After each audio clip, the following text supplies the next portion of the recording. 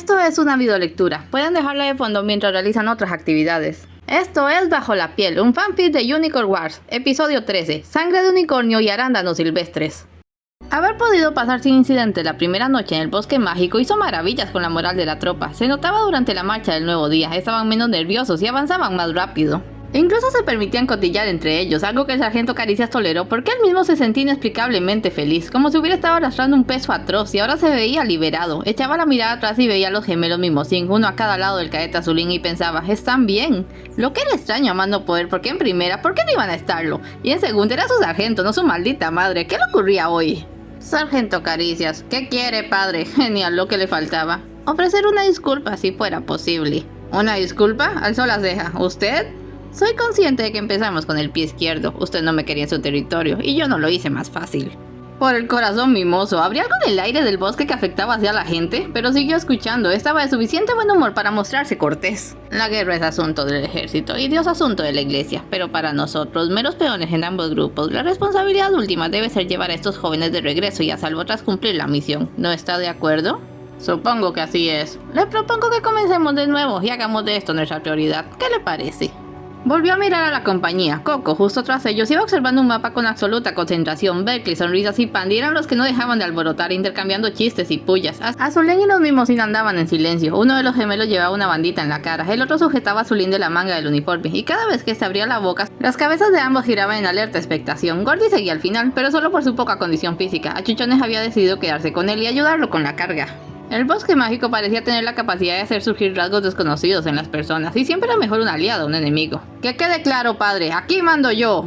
El padre solo sonrió, dando por buena su respuesta. Ya se los dije, susurró Azulín, no van a creernos. Pero la misión no tiene sentido, dijiste que estaban muertos desde hace mucho. Tampoco creerán eso, pero ¿quieres dejarlo ya, Mimo? El osito de la bandita se encogió como si lo hubieran pegado. Ante la insistencia de Azulín de tener cómo distinguirlos, acabaron por confesar que en la escuela, donde sus profesores tenían el mismo predicamento, a uno de ellos lo llamaban Mimo, suponiblemente al mayor, aunque luego se estaban cambiando las etiquetas. A efectos de este relato, ahora Mimo es el gemelo de la bandita, el que debió morir asesinado, y Mimosín el otro, el que debió suicidarse.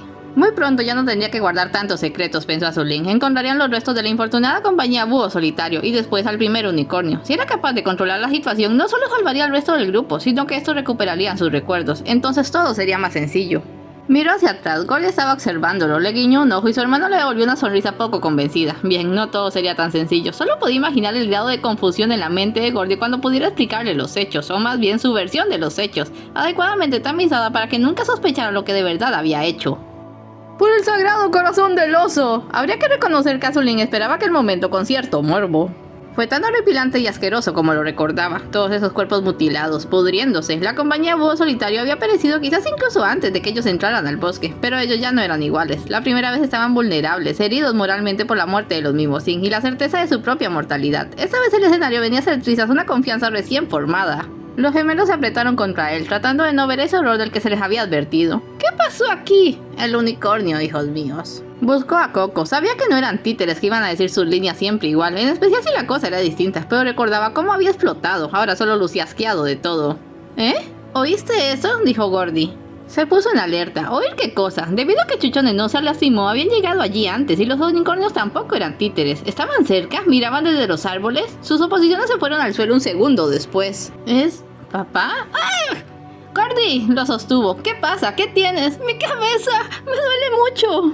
¿La cabeza? Imaginó que se abría de pronto, supurando sangre y sesos. ¡Dios, no! ¡Enfócate! ¡Ayúdenme!, pidió a los Mimosín. Lo llevaron algunos metros lejos de los muertos. Parecía que estaba por desmayarse. Estaba muy pálido. Ten, bebe, le dio su cantimplora. Trata de respirar despacio. ¿Mejor? Gordy asintió. ¿Qué pasó? No sé, creí oír la voz de papá. ¿Qué decía? ¿Te estaba llamando? No, le gritaba a alguien. Está bien, apretó su brazo. Fue solo tu imaginación. Eso no se lo creía ni él, pero no podía decirle otra cosa. No lo entendía. Haber oído la voz de Pompón en su momento le había permitido aferrarse, mantener su frágil cordura. ¿Qué implicaba que Gordy también escuchara voces? ¿Se encuentra bien?, preguntó una voz que le hizo dar un salto. Coco. Son sus nervios, intervino Mimosín. Fue tan horrible, añadió Mimo. Comprendo. También eran soldados como nosotros. El sargento quiere que hagamos una pira. Vayan ustedes, dijo Azulín a los gemelos. Gordy necesita un momento, y él también, para recordar que era muy tarde para cambiar los planes y solo podía continuar. Los unicornios son los dueños del bosque mágico, sus guardianes y su fuerza, su alma, son su sangre vital. También son el enemigo ancestral de los ositos. Desde pequeños se les enseñó a temerlos y odiarlos. Coco observó aquella magnífica y letal criatura desde las sombras, alzó el puño en una señal para que sus compañeros tendieran los arcos. Habían recogido y quemado los cuerpos de la otra compañía. Sabían lo que les ocurriría si no salían del bosque. Atacar rápido y en silencio era crucial. De pronto oyó un gemido ahogado a sus espaldas. Berkeley regañó tan bajo como pudo. Oh no, no. ¿Ese era Chuchones? No puede ser. ¿Y el sargento? Nadie tenía el arco a punto. En su lugar, distintos grados de alarma, confusión y pánico iban dominando los rostros, hasta que la presión conjunta estalló en un grito de terror dado por sonrisas. El unicornio soltó un relincho asustado y echó a correr lejos de allí. Coco se había quedado mirando a Zulín, que sostenía las manos a un confundido Gordy.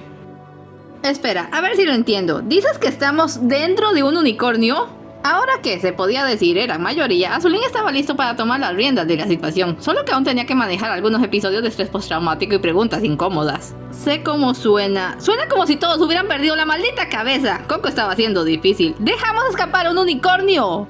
Créeme, fue lo mejor. Si lo hubiéramos matado nos habría atacado una manada entera. Ustedes no lo recuerdan porque no murieron allí.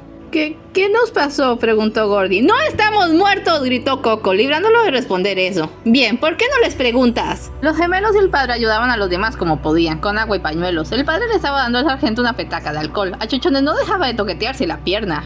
Lo único que importa es que nada de eso sucedió y que puedo sacarlos de aquí. Casi lo conseguimos. Hay que hallar un unicornio. ¡Teníamos un unicornio! ¡Ese no! Es uno mucho más pequeño. Gordy se hace su amigo. ¿Yo qué?